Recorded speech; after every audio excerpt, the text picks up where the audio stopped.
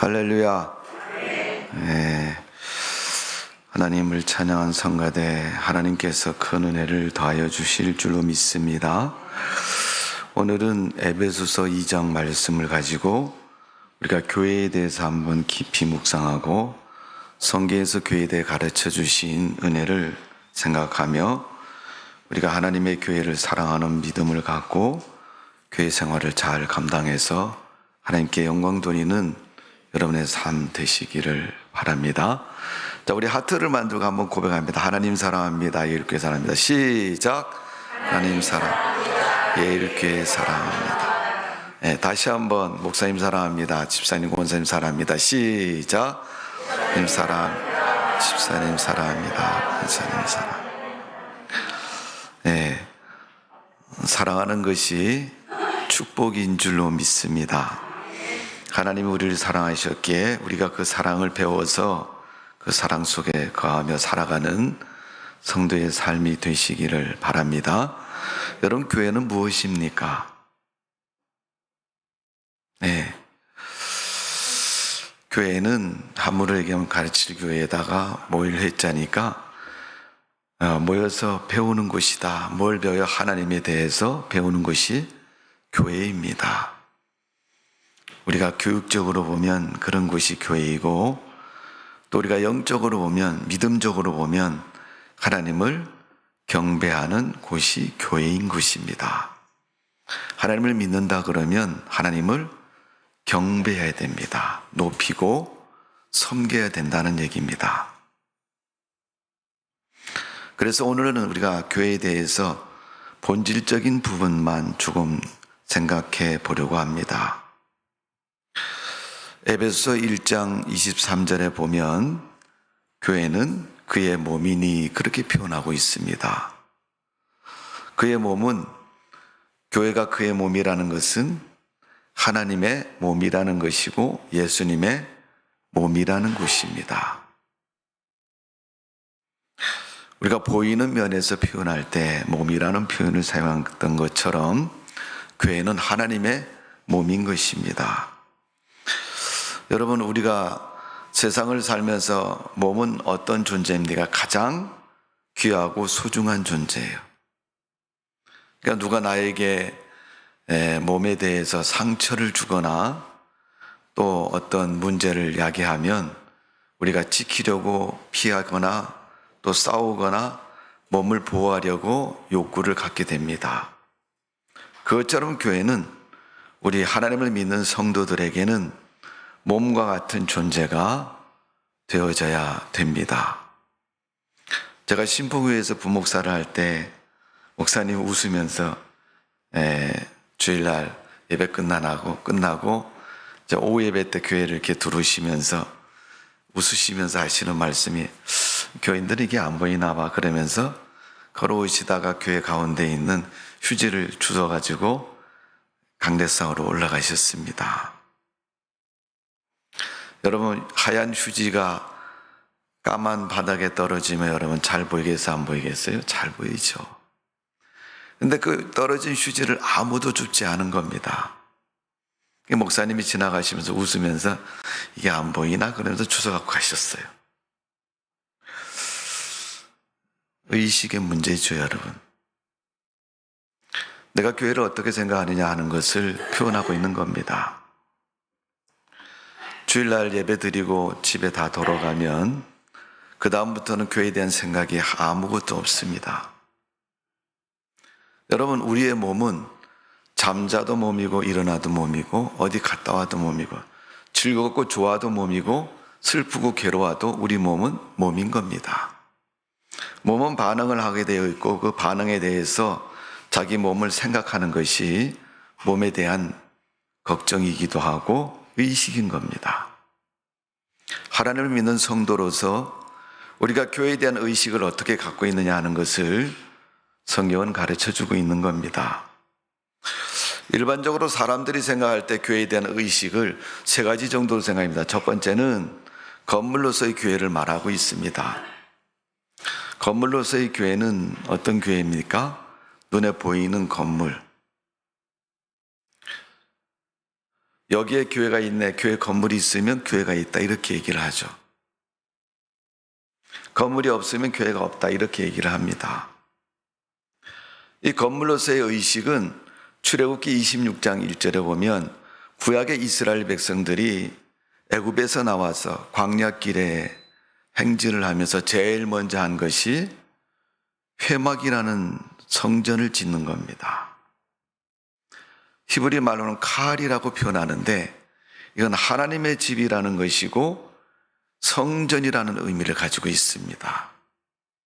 이게 건물로서의 교회의 의미를 가르쳐주고 있고, 이 성전은 구약에서 이스라엘 백성들이 하나님과 만나는 장소가 성전이었습니다.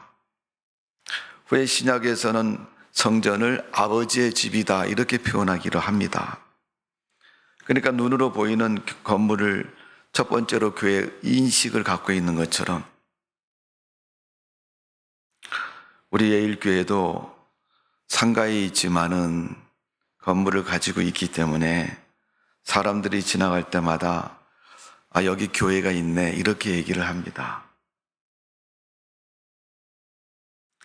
출애굽기 26장에 있는 회막의 개념, 이게 교회로서의 첫 번째 개념이고, 우리는 일반적인 사람들이 의식하는 교회의 의미를 그렇게 알고 있습니다. 오늘 여러분, 사람들에게 이곳에 교회가 있다는 것은 보이는 장소와 면에서 교회가 있다는 것을 의미하고 가르쳐주고 있는 것입니다. 두 번째 교회의 의미는 성경에서 예수님 자신을 가르쳐서 교회다, 그렇게 말씀하고 있습니다.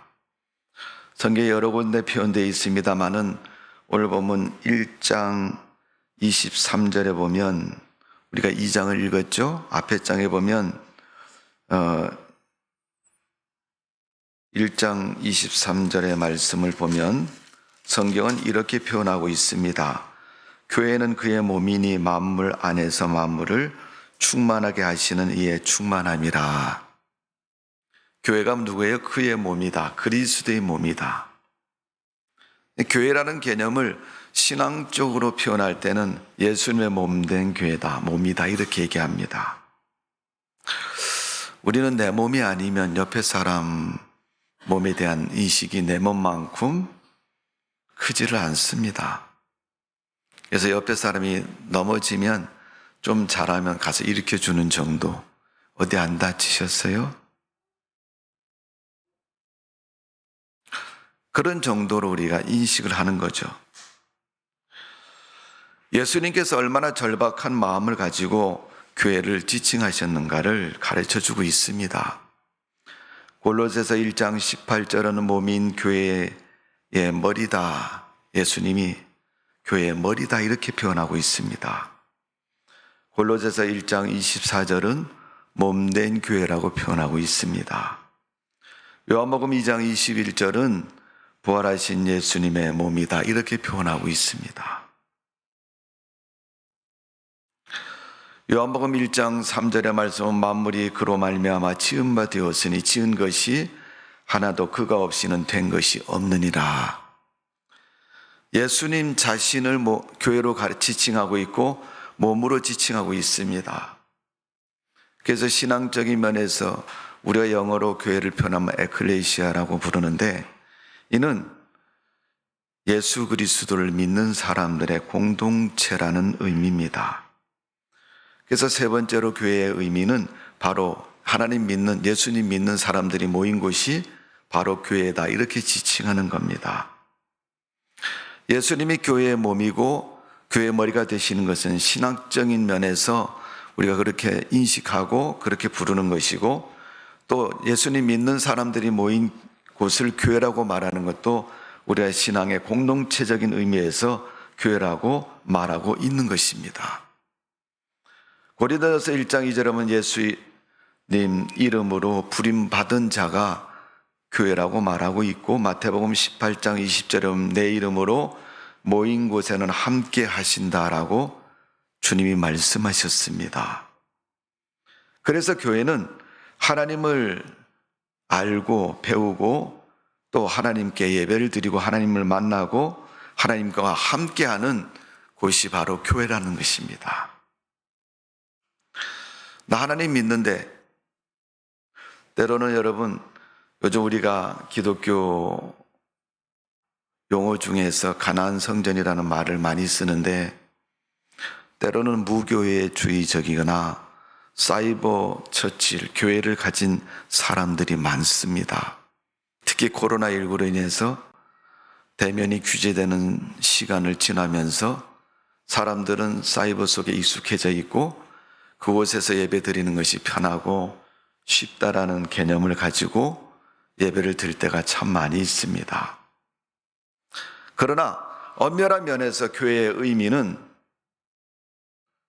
모여서 인격적인 교제가 이루어지지 않으면 온전한 예배도 신앙도 이루어지지 않는다는 것을 가르쳐주고 있는 것입니다. 예수님께서 마태복음 16장 18절에 보면 내가 이 반석 위에 내 교회를 세우리니 신앙을 고백하는 베드로에게 하신 말씀입니다. 교회는 성도가 모인 곳을 말하는 것이고 구원받은 사람들, 믿는 사람들이 모인 것을 의미하는 것입니다. 교회는 성도가 모인 곳을 말하는 것이고 교회는 마음과 피가 통하는 생명의 공동체가 되었을 때 진정한 교회라고 말하고 있는 것입니다. 오늘 본문 에베소서 2장 21절 22절의 말씀을 보면 지어져 간다고 말하고 있고 연결되어 있다고 말하고 있고 하나의 성전으로 그 의미를 가르쳐주고 있는 것은 생명이 통하고 연합되어 있다는 것을 의미하고 있는 것입니다. 진정한 교회는 사람들이 모이는 곳이 교회이기도 하지만 그 모인 무리 속에서 그리스도의 은혜와 복음이 공유되고 함께하는 곳이 되었을 때 진정한 교회인 것입니다. 세상은 각자 흩어져 사는 것이 삶의 형태고 기본적인 모습입니다. 그런 그들이 문화도 삶의 환경도 성씨도 다른 생각도 다른 사람들이 과연 한 자리에 모였을 때 얼만큼 융화되고 교류가 되고 생명의 연합이 되느냐 하는 것은 결코 쉬운 일이 아닐 것입니다. 그러나 성경은 그렇게 되었을 때 진정한 교회가 되었다라고 말씀하고 있습니다. 오늘 여러분, 우리는 모두 한 교회를 다니는 성도들입니다. 그렇다면 한 교회의 성도로서 한 믿음의 생명력을 가지고 하나님을 믿고 찬양하는 그런 존재가 바로 교회의 모습인 것입니다. 교회는 구원을 위해서 존재하는 것이고 교회는 성령을 통해서 일하는 것이 교회인 것입니다. 그래서 교회는 그 위치가 세상 가운데서 가장 높은 위치에 있어야 됩니다.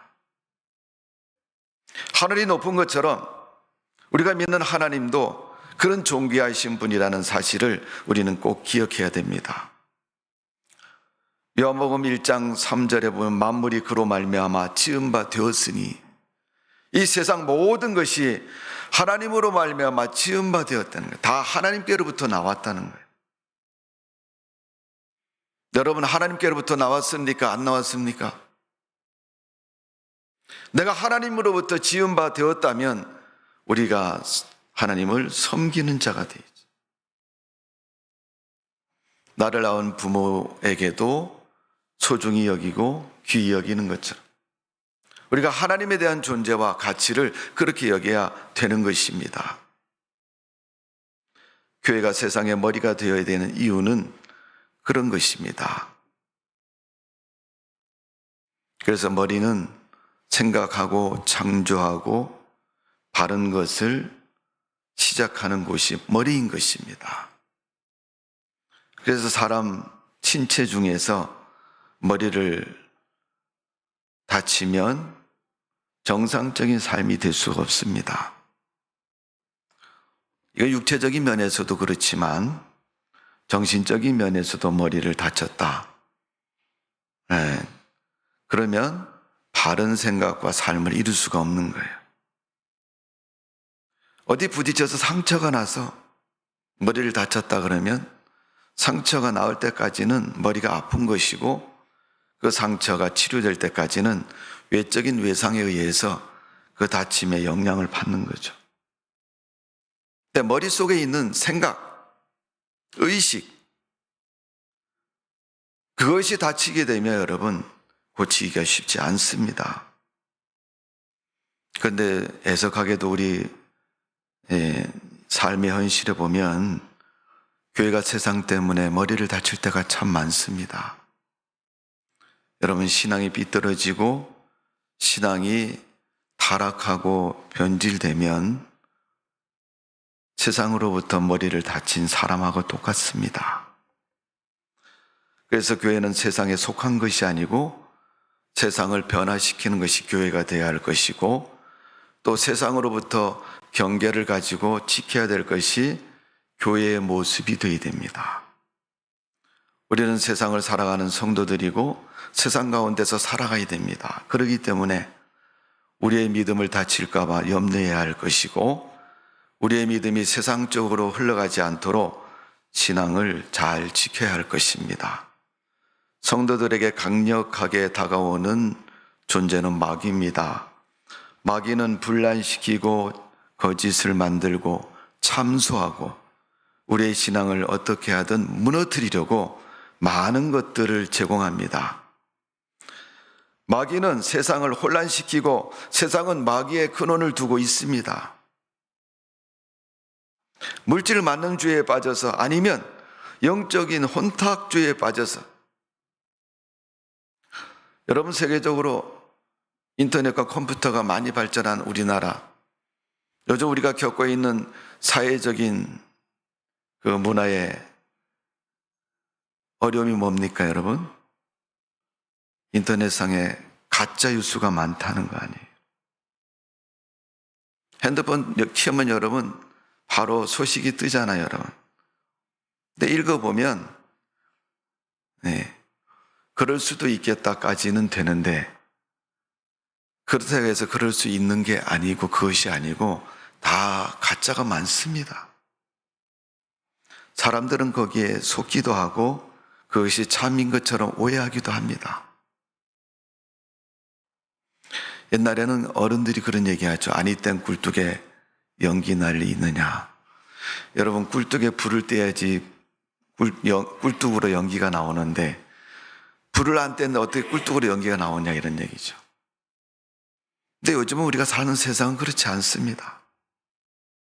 불을 안 떼도 연기가 나오고, 불을 떼도 연기가 안 나올 때도 많이 있고, 또 우리가 살아가는 삶이 진실하고 바르지 못해서 거짓된 것으로 온통 도배가 되어 있는 그런 세상을 살고 있습니다. 그 중에 제일 빠른 문화가 바로 컴퓨터 문화이고 인터넷 문화입니다. 편지로 하던 문화가 이제는 전화기를 거쳐서 인터넷을 통해서 삽시간에 온 세계로 퍼져나가는 것을 볼 수가 있습니다. 변화가, 세계상이 그렇게 변화되고 있는 그 세계 속에서 우리가 그 변화 속에서 우리를 지켜나가야 된다는, 내 믿음을 지키고 내 신앙을 지키고 내 영적인 삶을 지켜나가야 된다는, 성경은 그곳에서 지키는 그 시작은 바로 교회라고 말씀하고 있는 겁니다. 성도 여러분, 우리가 왜 교회를 중요히 여겨야 됩니까?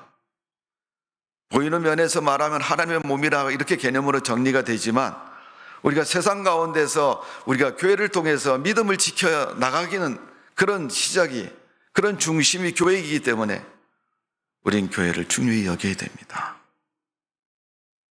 그래서 교회 안에서 언어 폭력이나 거짓을 유포하거나 잘못된 것을 말하면 함께 신앙생활하는 신앙의 동료들에게 세속적이고 세상적인 범죄를 가르쳐 주는 거예요. 요즘 TV를 보면 여러분, 우리가 드라마를 많이 보잖아요. 특히 범죄에 관련되어 있는 드라마. 어떻게 사람을 죽이는 거야? 어떻게 저렇게 죽일 수 있을까? 오늘 아침에도 사모님이 그런 얘기해요, 저한테. 어디서 남편이 아내한테 맞아 죽었대요, 남자가. 근데 자기는 도저히 이해가 안 됐는데, TV에 나오는 피리수첩인가 그것이 알고 싶단가 그거 보다가 보니까 또 이해가 되더라는 거예요. 우리는 그런 문화 속에 살고 있습니다. 세상이 복잡하고 다양할수록 사람들의 문화는 변증 문화가 발전합니다. 옛날엔 이게 맞습니다. 이게 진리입니다. 이거 따라가야 돼요. 이렇게 했는데 지금은 그 반대편에서 말하는 사람들의 말이 설득력이 더 있을 때가 훨씬 더 많습니다. 하나님은 교회 밖에서 구원을 말하지 않습니다. 교회 안에서 말씀하고 있습니다. 교회를 통해서 말씀하고 있는 겁니다. 그래서 만물이 주님께로부터 나왔다는 그 의미 속에는 오직 주님만이 올리 지저스라고 말하는데 주님만이 나의 머리고 주인이고 나의 모든 것이 된다는 의미인 것입니다.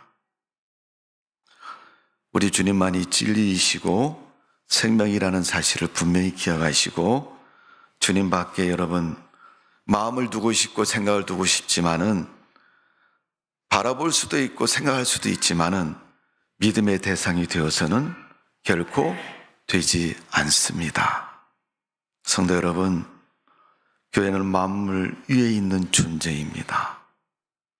내가 믿고 따르는 그 하나님은 이 세상의 최고의 분이시고 그분 이상의 것은 없다는 것을 분명히 기억해야 됩니다. 내가 무엇을 해도 주님 안에 있는 것이고 주님 아래에 있는 것이고 교회 안에 있는 것입니다. 그래서 변질되고 타락하는 세상을 닮아가서는 결코 되지 않습니다. 세상에는 하나님의 진노만 있는 것이고 죄악만 있는 것입니다. 우리가 그 의식을 잘 가지고 믿음으로 살아야 될 줄로 믿습니다. 자, 골로새서 1장 18절 말씀을 보면 성경은 이렇게 기록하고 있습니다. 제가 읽어드릴게요. 그는 몸인 교회의 머리시라. 그가 근본이시요 죽은 자들 가운데 먼저 나신 이 신이 이는 친히 만물의 으뜸이 되려 하심이요. 그가 누구예요? 그리스도요, 하나님을 말하는 겁니다. 그분이 만물의 으뜸이라는 거예요. 세상은 모두 어떤 역사와 어떤 환경 속에서 변화해도 다 하나님의 섭리 속에 있다는 사실을 우리는 꼭 기억해야 할 것입니다. 그래서 누구든지 그리스도의 말씀을 벗어나면 그리스도 안에 있는 자가 아니고 어떤 몸이라 할지라도 그리스도를 거역하는 의도 속에 생각 속에 살아가면 주님의 진리 속에 거할 수가 없고 살아갈 수가 없는 것입니다. 세상의 누구도 어떤 존재도 하나님의 말씀의 중심이 되어서 살아가야 되고 그 말씀의 역사 속에 머무를 수밖에 없다는 것을 가르쳐주고 있는 겁니다. 성도 여러분, 우리는 하나님의 역사 속에 살아가는 성도입니다. 하나님을 인정하고 하나님의 뜻대로 살아가는 것이 성도의 마땅한 모습이고 삶이라는 것을 우리는 꼭 기억해야 될 줄로 믿습니다. 성도 여러분, 그래서 교회는 우리 삶의, 우리 생활의 중심이 되어야 된다는 것입니다.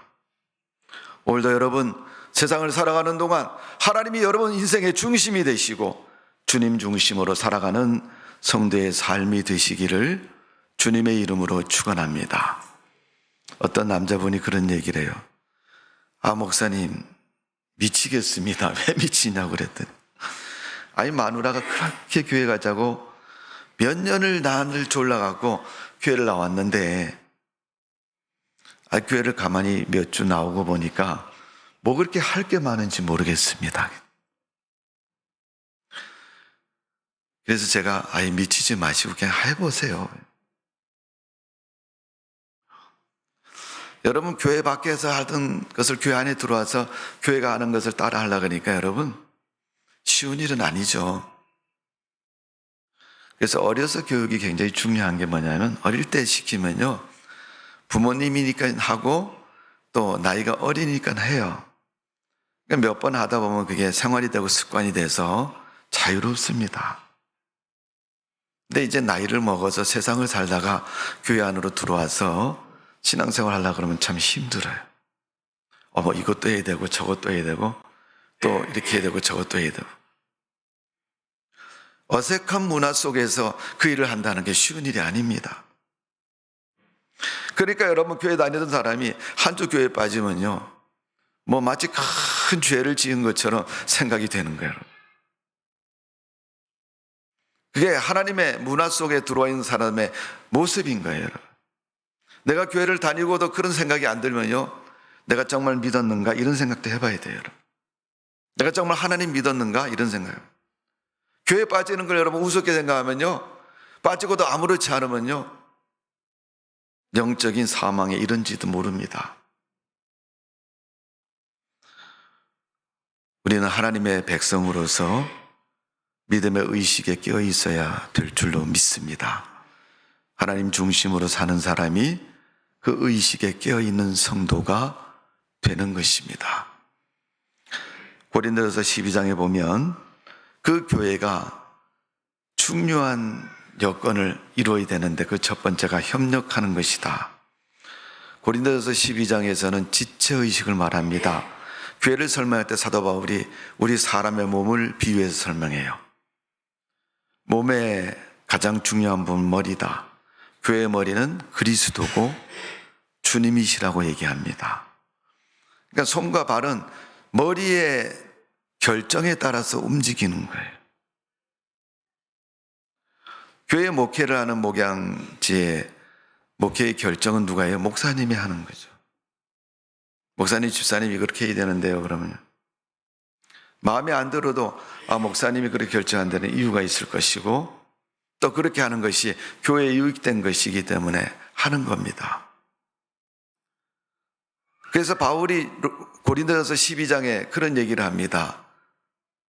손들어 발들어 눈처럼 보라고 얘기하면 어찌 보겠느냐. 눈들어 걸어가라 그러면 어찌 걸어갈 수 있겠느냐. 오늘 기분 나쁘니까 눈을 얼굴에 붙여놓지 않고 뒤통수에 붙여놨다. 뒤에는 잘 보일지 모르지만 앞에는 하나도 볼 수 없는 거죠.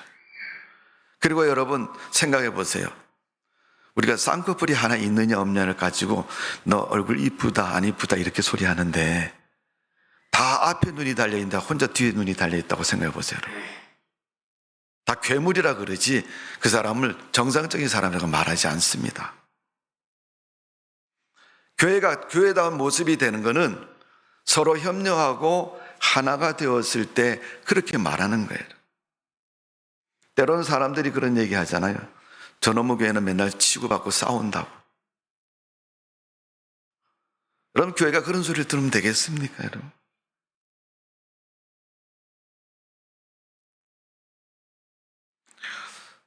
우리가 교회 올 때 옷을 준비하고 마음을 준비하고 오늘 가서 예배를 드릴 준비하고 교회를 찾는 것처럼 신앙생활은 언제나 마음속에서부터 준비된 마음을 가지고 찾아야 됩니다. 창세기 4장에 보니까 하나님 앞에 제사를 드린 두 사람이 나오죠. 가인과 아빌이 나와요. 저도 신학교 다닐 때 어떤 담임 목사님이 강사로 오신 교수님이 그런 얘기를 하는 걸 들었습니다마는 가인의 제물과 아벨의 제물에 대해서 얘기를 하시더라고요. 물론 구약적인 의미에서 레이기에 맞추어서 보고 신학적인 의미에서 보면 참 좋은 편이고 이라고 하지만 나중에 성경 읽다가 히브리서를 읽다 보니까 히브리서는 그 제사를 그렇게 표현합니다.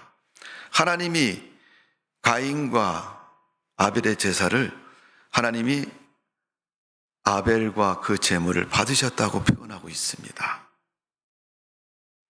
그 말씀을 가만히 읽어보니까 하나님이 받으시는 것은 제물로만 받는 게 아니고 예배를 드리는 그 사람도 받으셨다는 거예요. 내가 예배를 위해서 준비하고 오는 것처럼 하나님을 향한 믿음의 삶이 그런 삶이 되어야 됩니다. 늘 믿음을 준비하고 믿음으로 살려고 생각하고 믿음의 의식과 생각을 가지고 살아간다면 우리는 하나님 앞에서 부끄러운 삶이 결코 되지 않을 것입니다. 죄를 짓는 것은 교회 밖에 있는 사람도 짓고 교회 안에 있는 사람도 죄를 지어요. 다만 성경에서 가르치는 것은 교회 안에 있는 사람들에게 죄를 지었으면 회개해라 이렇게 가르치는 거지. 세상 사람들은 별 이상 없으면 그냥 넘어갈 수도 있고 모르면 넘어갈 수도 있어요. 그러나 하나님은 그렇게 말씀하지 않습니다. 세상 사람들처럼 누가 안 봐도 내가 보았다 이렇게 말씀하고 있는 거예요. 그래서 하나님 앞에 회개하는 것이고, 두 번째는 회개의 열매를 맺는다면 우리가 보상을 하고 찾아가서 그것을 정리하는 것이 열매인 것입니다. 몸은 다양한 모습으로 손도 있고 발도 있고 귀도 있고 눈도 있지만 결국은 그 몸의 유익을 위해서 있는 것이고 가장 적절한 곳에서 아름답게 있는 것이 지체의 모습입니다. 바울은 그 교회의 지체를 의미하면서 지체의 모든 성도들을 지체로 표현하고 있고 그들이 연합해서 아름다운 몸을 이루고 교회를 이룬다고 말씀하고 있는 겁니다. 그래서 교회에서 중요한 것은 성도들이 지체의식을 갖는 것이 중요하고, 왜? 내가 내 맡은 바 지체를 잘 감당하지 못하면 몸이 불편해지니까, 몸이 힘들어지고 몸이 불편해지니까 내가 내 주어진 지체의식을, 지체의 자리를 잘 감당해야 된다는 것을 가르쳐주고 있습니다. 여러분, 협력하는 일들은 잘 될 때 하는 것이 아니라 어렵고 힘들 때도 하는 것입니다. 충분한 능력을 발휘할 수 있도록 하는 것이 협력하는 것입니다. 혼자 아무리 능력이 많은 사람도 혼자 하는 것보다 여러 사람이 협력해서 하는 것이 훨씬 더 큰 능력과 좋은 결과를 얻는 것입니다. 또 하나님이 바라시는 것은 교회의 모습이 그렇게 되기를 원하고 있는 것입니다. 회장님이 이렇게 합시다 그러면 내 생각은 이렇지만 회장님이 그렇게 하자고 하니까 한 번 협조해가지고 더 좋은 결과를 기대하면서 하는 것. 그렇다고 해서 틀리고 죄 짓는 것에 협력하라는 얘기는 아닙니다. 하나님의 일이라고 생각이 되면, 하나님께서 원하는 것이라고 생각이 되면 하는 것입니다. 그 일이 교회의 일이라면, 주님의 일이라면 우리가 협력할 수 있어야 됩니다. 또 하나는 서로 사랑하는 것입니다. 협력이 될 때 사랑은 저절로 이루어지는 것이고 실현되는 것을 볼 수가 있습니다. 공동체는 늘 사랑이 필요합니다. 이끌어가는 리더자도 필요하지만 그 리더자를 도와서 함께하는 사랑이 필요한 것입니다. 하나님의 일을 위해서, 직임을 위해서 함께하는 자세가 교회 안에서 반드시 필요한 것입니다. 여러분, 삶에서 온기가 사라지면 죽은 사람처럼 되지만 교회가 사랑이 사라지면 교회의 모습을 잃어버리게 됩니다. 교회는 그리스도 몸인 것처럼 오늘 우리가 교회를 사랑하는 마음을 가지고 주님을 섬기는 성도라면 주님의 몸된 교회를 유익되게 하고 바로 세우고 온전케 하고 바른 모습으로 살아가야 될 줄로 믿습니다. 구약 성경의 학개서를 여러분 읽어보시면 이스라엘 백성들이 포로 생활 후에 귀환해서 예루살렘에 돌아왔는데 성전을 새로 재건하려고 하니까 반대하는 사람들이 너무 많아요. 그것도 아주 조직적으로 반대합니다. 낮에 주춧돌을 놓고 가면 밤에 와서 그 주춧돌을 몰래 파내어서 내버리고 벽을 쌓고 가면 벽을 허물어뜨리고 해도 끝이 나지 않으니까 나중에 백성들이 지치고 힘들어서 다 집으로 돌아가서 자기 집 짓고 살아갑니다. 어느 순간인가 선지자가 외칩니다. 여러분 집만 짓고 살 거예요. 하나님의 교회는 지금 주춧돌도 제대로 못 놓고 재건도 못하고 있는데 집에 가서 여러분 집만 짓고 살 겁니다. 우리가 빨리 산에 올라가서 나무를 해다가 하나님의 성전을 지어야 되지 않겠습니까?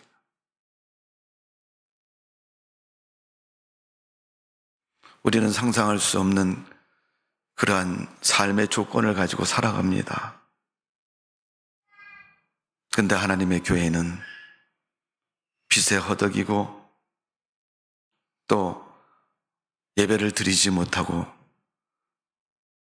어려움 속에 허덕이고 있는 교회가 되었다면 그건 여러분 교회를 사랑하는 사람의 모습이 아니죠.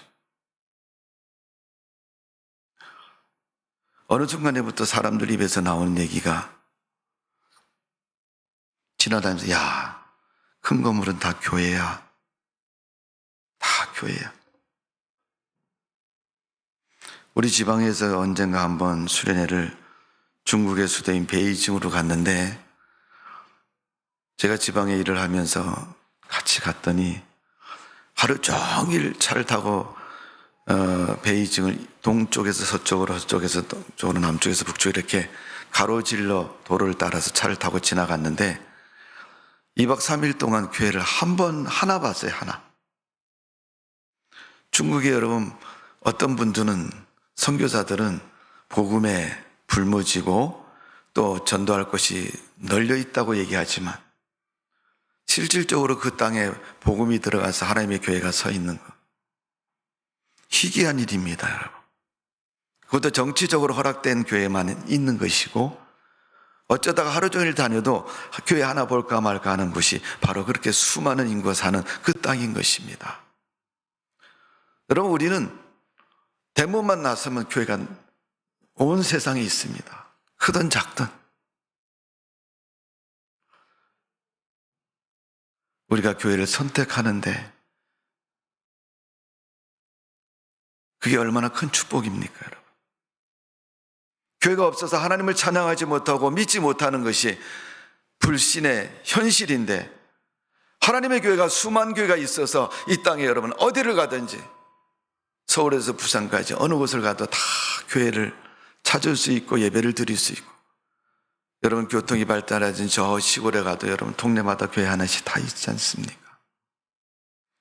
그 가운데 우리가 하나님을 섬길 수 있는 예일교회를 하나님 허락해 주셨다는 것, 날마다 감사하는 믿음을 가지고 주님을 잘 섬기고 교회를 사랑하고 주님께 영광 돌리는 그런 믿음의 삶이 되시기를 주님의 이름으로 축원합니다.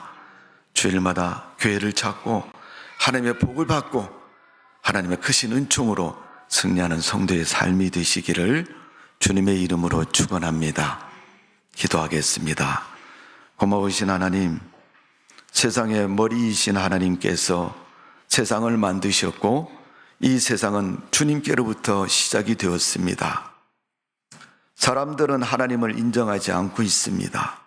그러나 우리는 하나님의 은혜를 입었고 하나님을 알고 하나님을 인정하고 섬기고 경배하는 성도들입니다. 교회를 사랑하는 마음을 갖고 교회의 지체로서 교회를 중요히 여기고 협력하는 마음을 가지고 주님을 섬길 때 하나님은 그 성도에게 그 교회에게 복을 주시고 하나님이 축복해 주시는 줄로 믿습니다. 예수님 부활하시고 승천하신 후에 성령을 약속하셨고 성령을 기름 부음으로 말미암아 탄생한 이 땅의 신앙의 중심지는 교회입니다. 그 교회의 역사가 2000년 동안 지금도 이 땅에 왕성하게 특별히 하나님께서 사랑하는 이 대한민국에 수많은 교회가 세워졌고 오늘도 주일 하나님 앞에 나와 예배를 드립니다.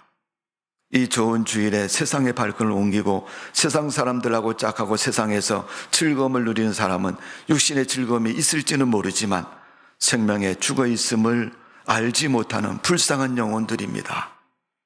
하나님, 우리의 믿음을 열어주시고 우리의 믿음의 눈을 열어주시고 우리의 마음을 뜨겁게 해주시어서 사도행전 2장에 있는 초대교회처럼 기도하고 예배드리고 하나님을 찬양하는 예일교회가 되게 하여 주옵소서. 교회를 잊어버리는 것은 내 자신을 잊어버리는 것보다 더 비참한 모습이고 불쌍한 모습이라는 사실을 우리가 다시 한번 기억하고 하나님께 영광 돌리는 주님의 교회를 섬기는 그런 믿음 될 수 있도록 우리를 축복하여 주옵소서. 예수님의 이름으로 기도하옵나이다. 아멘.